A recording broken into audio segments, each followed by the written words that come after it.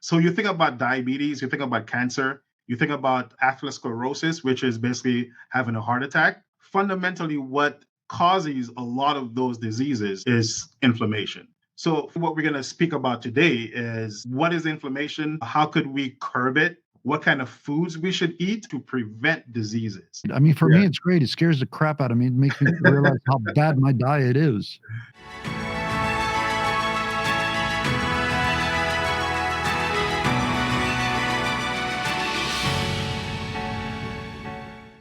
Are you in a high stress job, career? Were you just not feeling the best? Are you feeling tired? Are you feeling achy? Do you have headaches? Do you have other ailments? Let me ask you a question. What role do you think your diet is playing in how you're feeling?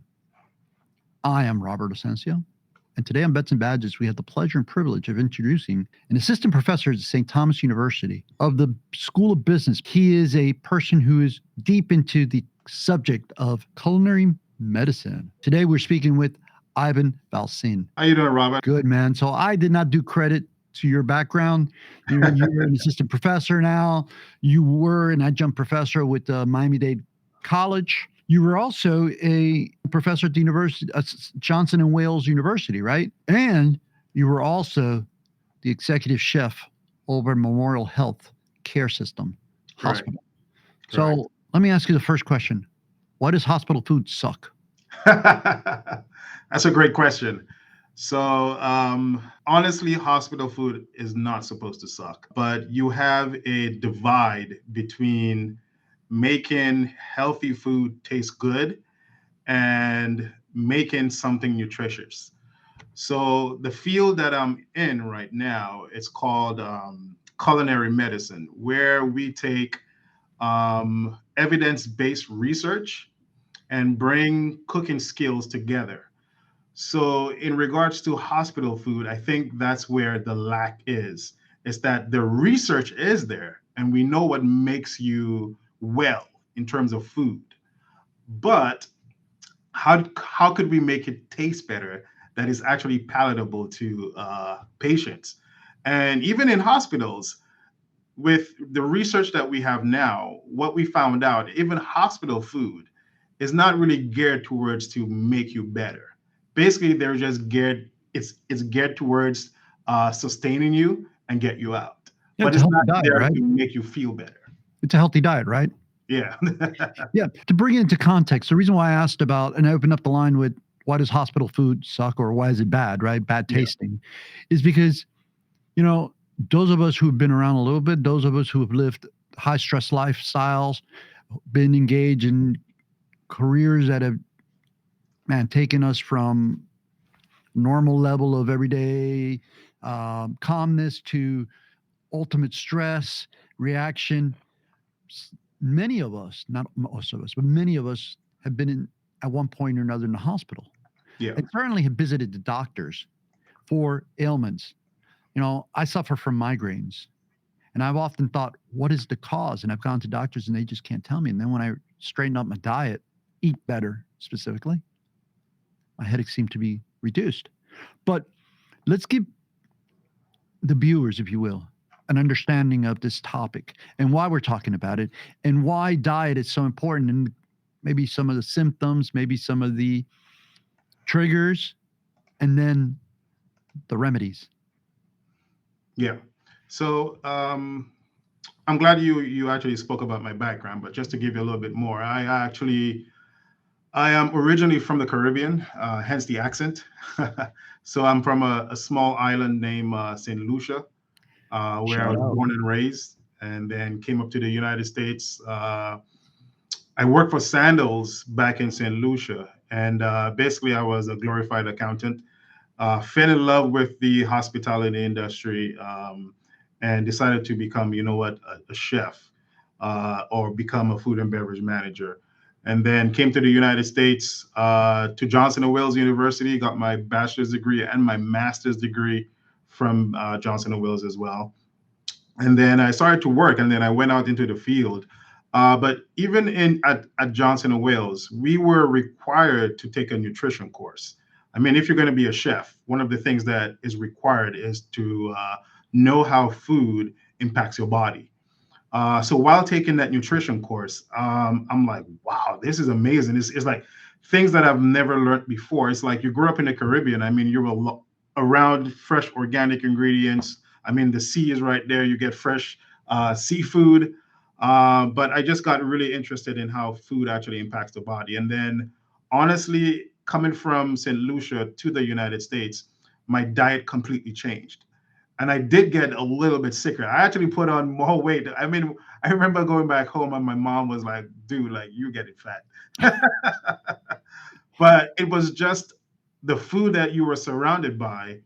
When it's quick and it's easy, it's and you're on the go. It's very easy to stop at McDonald's, easy to stop at a Wendy's, and just start eating, not even thinking about what you're putting inside your body, how it affects you overall. But basically, what culinary medicine is, as I spoke about earlier on, it's looking at food and how food could naturally heal the body. And not just heal the body, but also to prevent diseases. So, fundamentally, what is at the core of a lot of the diseases that we have is inflammation, fundamentally. So you think about diabetes, you think about cancer, you think about atherosclerosis, which is basically having a heart attack. Fundamentally, what causes a lot of those diseases is inflammation. So fundamentally, what we're going to speak about today is what is inflammation, how could we curb it, what kind of foods we should eat, and in the end, we also want to look at how could we so some of your audience might not be able to cook very well, and we'll actually speak about it. How could you take a lot of these techniques that we're going to talk about and make your food better? So wait, let me ask you a question, because for the audience that still hasn't made the connection, inflammation, ailments, right? The body's ill. Does that include arthritis, which is inflammation of joints? Correct. The answer is yes. But does it include what I said about headaches, what I said about other ailments like fatigue, uh, mental, what is it, mood swings, Yep. Yep. cancers? Yep. So you think about, so fundamentally what inflammation is, you basically have two types of inflammation. You have acute inflammation. So let's just say you were to walk outside and then you fell and you bruise your knees, right? Your body would have a natural response where it will send blood platelets, antibodies to that site, and then you will see some swelling, right? So that's when you know inflammation actually happens. It's the body's natural response to any type of injury. So that is acute inflammation. That inflammation, you feel it. Let's say you were in the kitchen and you were chopping some onions, you cut your finger, inflammation naturally happens. And then it sends certain chemicals to that wound area and actually heals that area. And as I said, swelling happens, so you know that is acute inflammation. But there is also inflammation that is called chronic inflammation. Now, that is, in my opinion, one of the most dangerous types of inflammation that you could have, because within chronic inflammation, it is not visible and it is not painful, but it happens within your body, right? And you could go years without even knowing that there is a severe progressive inflammation that's actually happening within your body, and you don't know about it because you what don't feel it, and you feel normal. So fundamentally, what really causes chronic inflammation is one, physical inactivity causes chronic inflammation. Obesity causes chronic inflammation, right? Gut bacteria, if there is an imbalance within your gut bacteria, there is going to be inflammation that happens within your body as well. And psychological stress. There's a lot of studies out there that show people with a lot of psychological stress. And now you would think that's something that is not physical. How does it impact your body, right? But the way that your body functions, think about feelings of love and anger, right? These are non-physical things, But these non-physical things create certain chemicals within your mind and within your brain that produces physical reactions within your body. So like love and produces Anger, what's that? anger. Even anger, right? Yeah. It produces certain chemicals within your body that actually hurt your body. So psychological stress and people with high stress jobs, and with your audience is going to be police officers, is going to be the if you serve in the military, even vets, right? PTSD, all of these things add to psychological stress. And when you have psychological stress, that also creates certain things within your body that produces inflammation. And lastly, your diet produces inflammation. So as we go along throughout our conversation, I'll bring out certain foods that you might think does not produce inflammation or that is actually good for you, but it's actually bad for you. And that produces inflammation by what you put within your mouth. So So give me a fundamentally, second. Let me jump in here because I'm sorry. I need to jump in here because I'm thinking, man, you're scaring me. Because I'm thinking, I'm retired, but while I was on the job, I remember going on the shift, right? First of all, meeting the requirements of my household, right? My yeah, obligations of my house, my family. Then going on the job, going to roll call or being out in the field, and then dealing with the calls for service, riding in a car, a little sedentary, riding in a car, then maybe going and getting some meeting up with one of the guys or after going to a couple calls, the point is getting to a place where I'm going to eat some comfort food, not yeah. necessarily health. In our case, croquetas, right? There you go. Can't miss our croquetas and coffee, Cuban coffee, right? Espresso with a lot of sugar. Then we get back in the car and we drive and we go and handle some stuff and get involved in some action, but we get stressed out. And Mhm. then we come back and finish off the shift and then go home. And that in itself has some stresses. Sometimes it's great, but other times we do have regular stress of the kids, what have you. Yeah. Year after year, bruh, what you're telling us is if we don't guard our diet, we don't guard our mouths, Mhm. we're not smart about it, we're going to pay the price. Yes. Yes. Tell us a little bit more, man. You Yeah. you freaking got me intrigued here. And that is 100% true. So you think about high stressful jobs, and year over year, as you've just mentioned, that you've been in this bubble where you go to a high stressful job, then you come at home, you got to deal with the kids, and then the quickest thing to do is to just get processed foods and ingest them, right? So you have two things going against you. You have your diet going against you, and then you also have the psychological stress that probably you're not dealing with actually going against you. And all of that, as I said from the beginning, causes inflammation. And the reason why inflammation in your body is bad, there is the good to inflammation and the bad to inflammation. Inflammation is a good thing, is because your body sends certain chemicals to actually heal that site, right? But if the body is in an overproduction of inflammation and the proteins that it uses to send to that particular site, if inflammation is constantly in your body, that's where the damage happens, right? So what we want to speak about is mostly things like saturated fats, trans fatty acids, a lot of preservatives, a lot of pesticides. So think about the produce that you eat and that they spray pesticides on there. Mm-hmm. That causes inflammation as well. So what we have to really think about is, which I want to talk about something called like free radicals. So all of these things like saturated fat, trans fatty acids, preservatives in a lot of processed foods, pesticides, they create something within us called free radicals, right? And causes something called oxidative stress.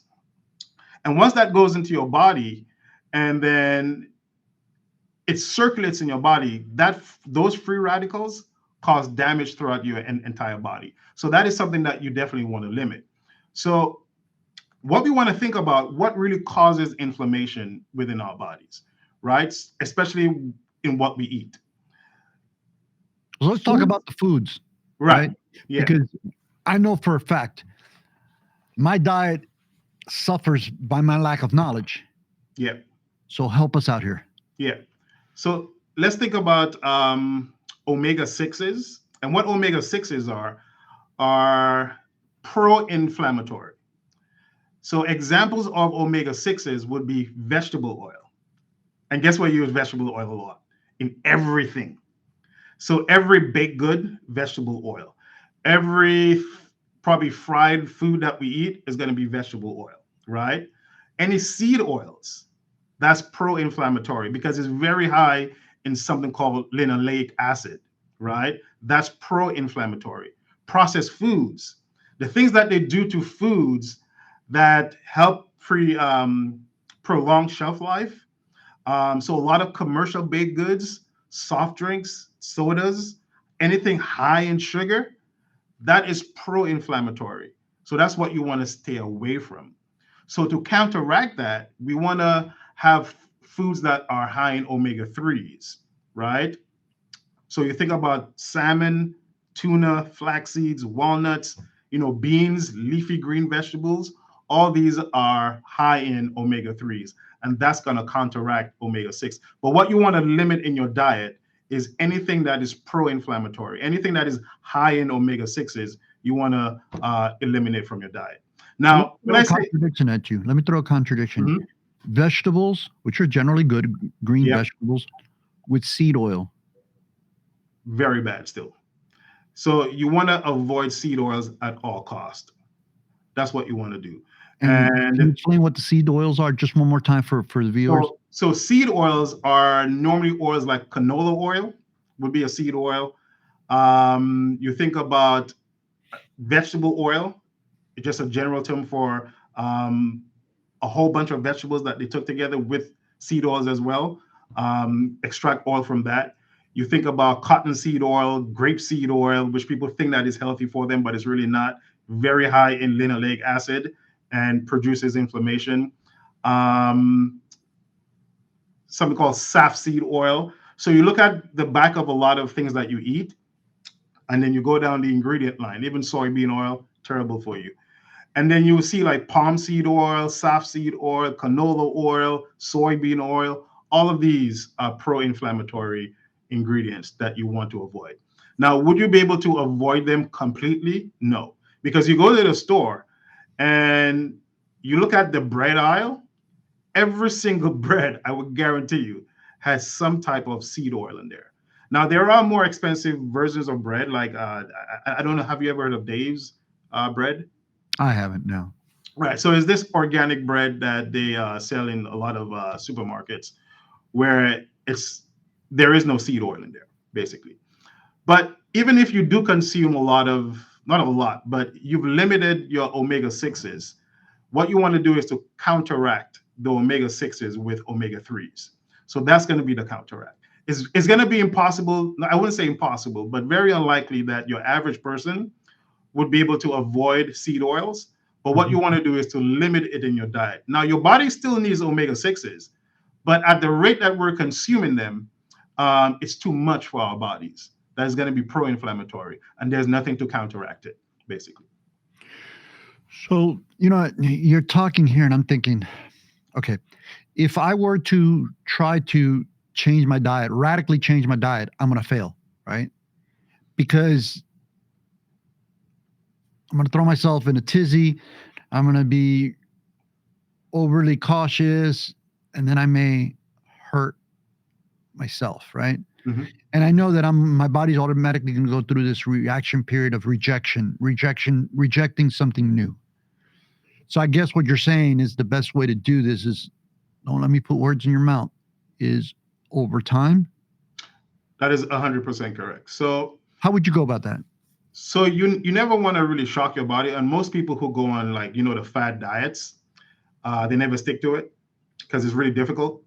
If you go cold turkey, nobody sticks to a diet, right? I mean, there are very few people who said, you know what, today I'm going to change my lifestyle. Tomorrow, it's completely changed. Yeah. The best way, even in weight loss, the best way to do it is incrementally. So what you want to do is to not one shock your system, and not just shock your system, but also that you have a diet that you're able to actually stick to. So what you want to do is slowly eliminate things from your diet that you know that are pro-inflammatory, right? So for example, the first step might be getting rid of anything with high sugar, right? So first, just get rid of sodas, right? Very easy. And probably what you want to do is to just grab some fresh oranges and juice them. Now, do they also sell commercially fresh juice? They do that as well. If you could afford it, buy that, right? But the best thing to do is do what? Just drink some water, right? That's better for you. Yeah. So you eliminate these things. So once you've eliminated soda, you eliminate high sugar, highly processed foods. Then you go into like whole foods. So what whole foods actually mean is that they're one ingredient. So let's say you have a potato, it's just one ingredient. You eat that. So instead of the butter and the sour cream and the high fat products that you put on a potato, just have the potato with some salt and pepper and enjoy that, right? That's whole food. So for example, whole food would be just fresh fruit. Have some fresh fruit. So let's say, because a lot of people, once they have eliminated sugar from their diet, your body basically wants to have what it wants, and you have to control it, right? You have to have the mental fortitude to control it. So one way to curb the sugar cravings that you have is to have fruit, right? And replace the cheesecake, the cakes with fresh fruit. And pineapples are very sweet, right? Grapes and strawberries, blueberries, all these things you could actually replace with those high calorie foods that you eat. Incredible. So I was I was I was thinking. So you go from what you drink to what you eat. Now we hear stay away from trans fats. We talked that we talked about refined carbohydrates, right? But can you explain the two and what they are? Give the viewers an example of what trans fat foods are and refined foods Right. or carbohydrates are. So trans fats are basically, so just let me give you a small background. So initially, and again, I'm not giving your audience medical advice. This is just from papers that I've read, research that I've actually done. Um, Back in the 1960s, we thought that there was a huge association with cholesterol and heart disease, right? Now, with modern research, we found out that that is not necessarily so. So, what the push was to come up with something alternative where there is no cholesterol in, let's say, like a spread, like butter. Because back in before the 1960s, what did we use for fat? We used lard, tallow, butter, right? That's what we Mhm. use as our main source of fat.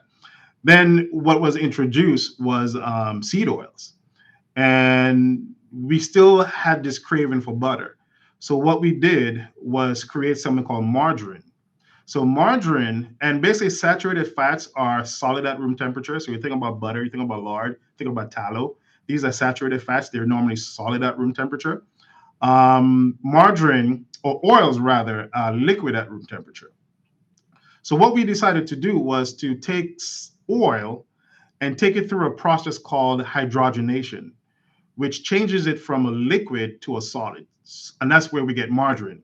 So, for example, I can't believe it's not butter, which is a really old brand. Yeah. Any type of spread, right, that is not butter, and it says that it has no cholesterol, that will be oil that they took from a liquid state to a solid state through the process of hydrogenation.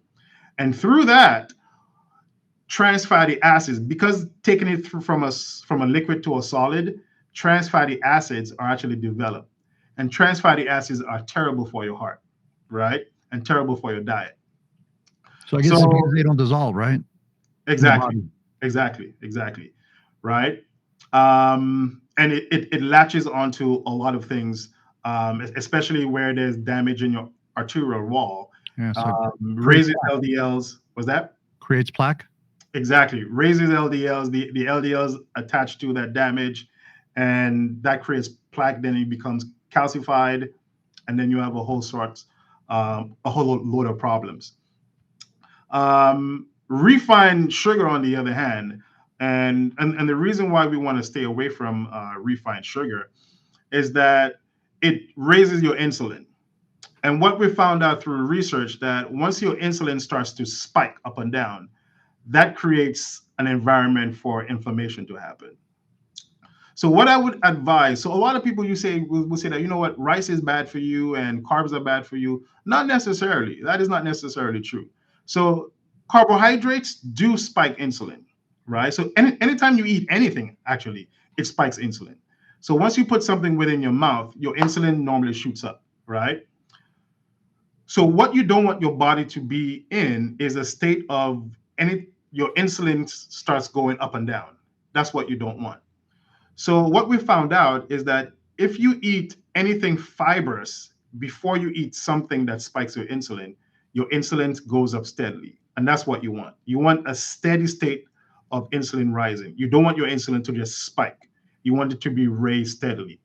And that's a natural process because anytime you eat something, your insulin does get raised, but you want it to be raised steadily. So let's say, for example, you wanted to eat some rice or you wanted to eat some pasta, but then you don't want your insulin to spike. What you should be doing is probably have maybe a salad first or even together. And once you eat fiber, fiber actually stops insulin from spiking. But what fiber does is allow insulin to rise steadily so it doesn't spike and harm your body. So a rule of thumb is that if you have a plate of food in front of you, there should be vegetables on there. Is to have vegetables that are really fibrous. Eat that first, and then you can eat anything else after. So there's a method to my mother's madness of saying you have to eat your vegetables. There you go. She was a. It's funny. We didn't know about the research then, but now we do, and she was 100% correct. Eat your vegetables first. Yeah, man. So again, you know what I was looking at because preparing to speak with you, I felt like I was going back to school. I needed to, stand up straight, sit up straight, and make sure I was on my best P's and Q's knowledge base wise. So carbohydrates or refined carbohydrates, I found them a lot of white products like white rice, bleach Yeah, products, if you will, exactly. and they're all around us, man. Yes, Our diet is continuously supported by those yes, type of foods. yes. What about alcohol consumption? Because you know what, those of us who have been in, well, most people like a drink or two here and there. Some of us been known to take it a Yeah. little bit more than just a couple. What do you have to say about that? Alcohol consumption and So the damage that it causes. yeah. So alcohol consumption does do damage, especially to your liver. Well, I would say an overconsumption. Alcohol on its own is not a terrible thing.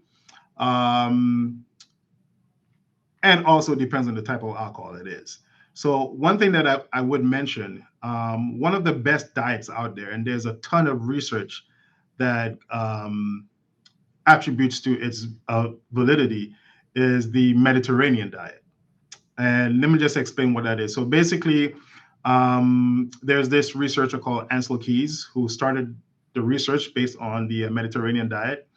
And what they found out that if you were to put any individual on a Mediterranean diet, what it does is that it reduces, let's say you had a heart attack, it actually reduces your second occurrence of a heart attack from 50 to 70% by being on that diet. And there's a bunch of studies that have been done on that particular diet. It also says that any terminal illness in terms of maybe heart attack, cancer, diabetes, if you were to be on a Mediterranean diet, it reduces your likelihood to actually get one of those diseases by 25%. So at this point in time, if you don't suffer with any of these comorbidities, that if you were to be on a Mediterranean diet, it reduces your likelihood of contracting one of those diseases by 25%. So what is a Mediterranean diet? All right.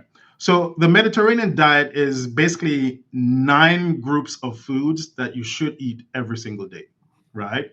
The first one is vegetables, of course, right? So what the Mediterranean diet is that they looked at populations throughout the world, and one of the criteria was that, okay, which population one lived the longest, and which is the healthiest of those populations. And they looked at Greece and they looked at what they ate and saw how longevity in terms of mortality rate was very small. So they started studying these groups of people and found out that their diet was the major contributor to their longevity. So the first thing is looking at like vegetables. So fill your plate with vegetables. Okay. The second criteria was legumes. And what legumes are would be beans, peas. I'm not sure what your background is. Is it Puerto Cuban? Rican. I'm Puerto Puerto Rican, Rican. right? So a lot of the what's that dish that you guys have again with the pigeon peas? Gandules. There you go, can do it, right? These are what legumes are. So Okay. if you have vegetables, you have legumes, you also have fruit and nuts, right? That's one of those things. So, and again, it's not a lot. It's just a handful of nuts every single day, just a handful of fruit every single day, right? And that over a period of time prolongs your life. So cereals and whole grain. And what I mean by cereal, I do not mean like Fruit Loops or Rice Krispie treats. I'm talking about cereal in terms of grain. And when I say grain, I don't mean white rice. So earlier on, you spoke about bleach products. So instead of eating a white rice, rice is not a bad thing. You could eat brown rice. So what they do to white rice is remove all the fiber, remove all the bran from the rice itself, and then all you have is just this bleach product, and that is what spikes your insulin. But if you were to eat brown rice, which has the fiber on there, and if you remember what I spoke about earlier, fiber slowly increases your what? Insulin, right? Which is what you want. So by leaving even white flour on itself, so what? How do you get white flour? You remove the bran, you remove the fiber from there, right? So what you want to eat is whole grain, right? So instead of eating a flour, which tortillas are not bad. So instead of eating a flour tortilla, eat a corn tortilla. That is whole grain. So you see how you could, and again, we'll speak about meal replacements later on, where you don't have to suffer. Let's say you love tacos, right? Replace the white flour with corn flour, right? And that's still whole grain. So what we found out again, they eat a lot of seafood. So again, that's number five. It's nine categories. Seafood is one of them, and the sixth one is oils and fats. So there's a lot of olive oil. They don't do a lot of seed oils. They do a lot of olive oil, right? And a lot of fats in regards to healthy fats like avocados, those types of healthy fats. Seven is dairy, right? So they do a lot of cheeses, but it doesn't necessarily have to be high fat cheeses. So sheep's milk cheese like feta, which they're actually known for. So there's nothing wrong with dairy in that sense. Milk, there's nothing wrong with that as well. They do meats, which is number eight, right? So it's a lot of lean meat as well. So they do a lot of sheep. Even goat is part of that as well. Lean meat from cows. Um, and number nine, to your answer, is alcohol. So they even found out that alcohol is a part of that holistic approach to um, feeding your body and longevity, but not in terms of whiskey, but what alcohol in terms of wine. So even in wine, because wine is actually made from what? Grapes and grape skins. And there is a lot of even something called phytochemicals within grape skins that is actually good for your body. So alcohol is in there, but it's wine specifically that they're actually looking at in terms of alcohol consumption. I would suspect that moderation, right? And yes, exactly, moderation is key. So don't Yeah. just go ahead and drink a whole bottle of wine and think it's good for you. Wind up with a headache. But Yeah.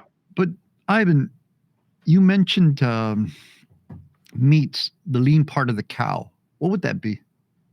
Okay. So the lean part of the cow would be um, places that the cow doesn't necessarily utilize a lot, right? So a lean part of the cow would be beef tenderloin, which is very expensive. So probably your audience would not be able to afford that on a daily basis. You have something called the top sirloin, right? Which is you have sirloin steaks. That's very lean as well. Uh, Now, again, there is, in my opinion, there's nothing wrong with saturated fats. So, like, let's say you want to eat a ribeye. I don't think there's anything necessarily wrong with eating a ribeye, and anything wrong with saturated fats. Now, there is studies out there, and a lot of it is going to be conflicting because you have what has been, so for example, not to get too controversial, okay, but when you look at different studies, you have to also look at who actually supplied that study, and who, like, for example, there's studies that have been backed by pharmaceutical companies. How legitimate is that study if it's backed by a pharmaceutical company, Yeah. right? Now, there have been studies out there, and I could take myself as an example. So, have you heard that cholesterol is bad? Yes. Okay. Have you heard that cholesterol contributes to heart disease? Yes. Bad cholesterol. Yes. Bad cholesterol, which is what we call LDLs, right? Yes. Now, what we found out is that this is your arterial wall, right? Let's say this is your artery. So your arteries are on the left side, your veins are on the right side. And the question that I would ask every single doctor, every single surgeon, is that if cholesterol is in the blood, right? Why do we only find blockages on the arterial side rather than the venous side, right? The arteries are always the ones that get blocked or get calcified, but never the venous side, right? But cholesterol is in the blood and it gets circulated through both the arteries and through your veins. But the only thing that gets blocked is your arteries. So what we found out, and again, this is not something recent, but there's a bunch of studies out there that actually shows cholesterol is not only the culprit, or LDLs rather, it's not only the culprit, right? So what we found out is a combination of things. So for example, I know you're a police officer, but if I were to come and take my fist and punch you in the face, what's going to happen to your face? Gonna hurt and gonna It's going to swell. hurt, And one, probably and cut. swell. Yeah.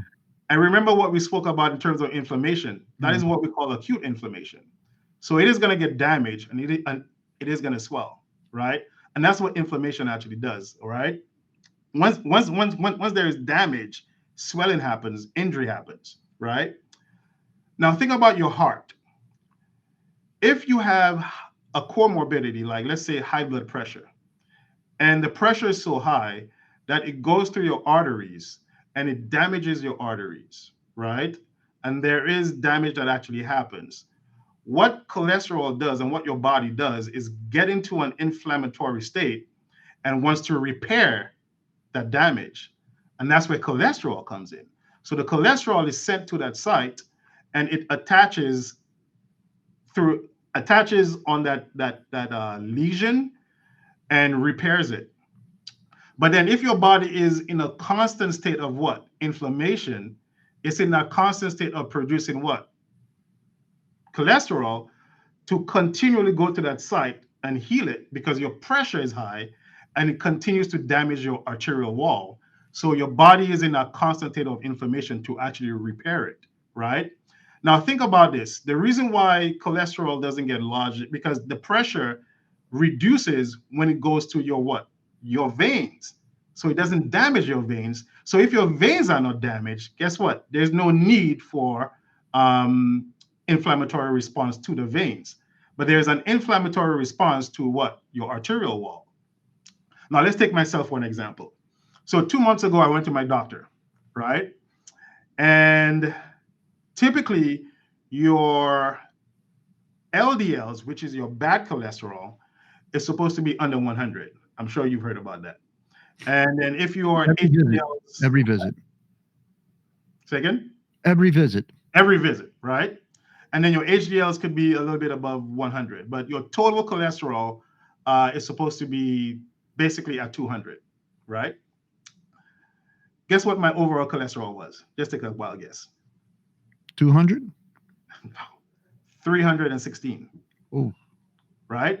And that's everybody's reaction. Like, whoo, dude. Like, and my doctor's reaction was like, whoo, dude, we got to check you out, right? And again, I'm not a big meat eater. I'm not any of these things. Now, my overall was over 300. My LDLs were over 200. So my LDLs were the amount that your overall cholesterol is supposed to be. So my doctor was like, dude, you like we got to check you out. And the first thing that they spoke about was being on a statin. That's the number one prescription that they give you. So he said, before he puts me on any medication, let's go take a calcium score. And a calcium score is basically that they put you through this machine. It takes an image of your heart or image of your arteries to see where calcification happens and to see how likely your risk is for heart attack. Okay. So did the calcium test, came back, and then I went to my doctor. Now he said if it's above 20, I got to go on medication. If it's below 20, not so much. Guess what my score was? 10? 0. Wow. So think about this. Now my blood pressure is completely normal. Everything else is completely normal. The only thing is that now cholesterol is produced from the liver. So I'm just a producer. Now, even as a producer, my LDL levels are through the roof. So I should be having a heart attack right now. But because my blood pressure is what? Normal, there's no damage to my arterial wall. Therefore, there's no inflammatory response. So we could see just with my example, and again, this is not a recommendation, I'm just giving you a scenario. You can see from my example with a high LDL, there's no attachment, there's no calcification. It just goes straight through my arteries, right? And then we looked at soft plaque, which is something different. Everything was completely normal, but it's just that you can see LDLs should be a combination of other things rather than LDLs actually causing heart disease. So to my point, saturated fat is not a bad thing, but if you have other things like, let's say, high blood pressure, diabetes, then you should reduce saturated fat. But if you are a healthy individual, there's nothing wrong in having some saturated fats. So, to those people that would watch, our brothers and sisters, both whether you're in public sector service, military, police, or just a regular citizen, moderation of your diet is very, very important, right? So, let's talk about in the last 2 or 3 minutes that we have left a replacement diet to help our viewers become healthier and reach wellness. Yeah, definitely. So what we want to focus on with your diet is something called whole foods, which I actually mentioned before. You want to stay away from processed foods. Processed foods is, as I said before, highly inflammatory. You want to go to natural foods. So when I say natural foods, not that these foods are not natural, but foods that have not been processed. And cooking at home is always the best way to go because you know what goes inside of your food rather than trusting a restaurant or some type of establishment for your sustenance. And if you do not know how to cook, there's always a way to learn how to cook, right? I mean, we live in an environment where YouTube, I guess they call it YouTube University. But even if you want to go to a more refined um, avenue at St. Thomas, we also provide online ground classes. We also provide online classes. So whether you are somebody who is out there and you're like, you know what, I love this. I don't know how to cook for myself. We also offer classes where one, we teach you about nutrition and it's 100% online. And we also teach you how to cook, right? And teach you how to prepare nutritious foods that are good for your body and also that is easy to cook, and you actually learn those skills, and then you have those skills for life. But going back to your original question, um, in terms of meals, you want to make sure that you have whole food. So, in terms of vegetables, leafy green vegetables, I mean, a lot of people look at green beans, and then at Thanksgiving, the one thing that we want to do on there is to pour a whole bunch of cream of mushroom on there to actually make it flavorful. But there are things that you could do to vegetables, and that's where culinary medicine comes in. Is that understanding how food works, understanding how you could make food palatable and also healthy by learning how to cook it right, right?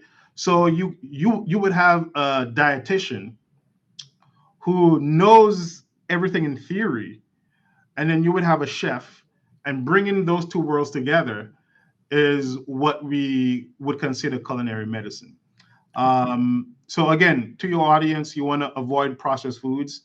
You want to avoid a lot of omega-6 pro-inflammatory foods like seed oils, baked goods, high sugar goods like sodas, and a lot of high sugar processed refined sugar desserts, cookies, all of these things. Now, even with cookies, if you love cookies, there's nothing wrong with cookies. You could take the sugar out and replace it with something else and make cookies, right? It's just looking at the foods that you love. For example, let's say you love tacos, but you want to do a reduced meat diet. You could still use the meat and take mushrooms, which is very flavorful as well. Chop it up, mix the two of them together. Instead of having 100% meat, you could have 50% meat, right? You've just reduced your calorie intake, and you've also reduced your saturated fat intake, right? By just adding some vegetables in there. So there are a lot of things that you could do to promote a healthier lifestyle, and that's what you really want to focus on. Outstanding. So if our viewers wanted to learn more about culinary medicine, culinary arts, be at St. Thomas, where can they go to, and how can they find out and maybe enroll? Right. So if you really want to find out more, you could go to stu.edu and just type in culinary, and then you will see we have some certification programs. You could also email Bruce Osga at bozga.stu.edu. And he is the director for continuing education and certification programs.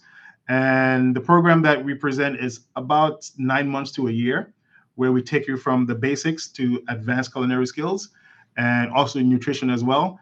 And so that you can learn to cook for yourself, cook for your family, and save yourself a lot of heartache in the future. Outstanding. So today we've been speaking with assistant professor at St. Thomas University, Ivan Valcin, chef and a culinary arts professional. Yeah. Ivan, thank you so much. Look forward to speaking with you maybe in the future. If you have a question, drop us a line. We can't thank you enough. To our producer, Alex Sukas, in the background, to our sponsors, Miami's Community News, Michael Grant Miller, the Community News team. Props to you guys, but you, the audience, more so.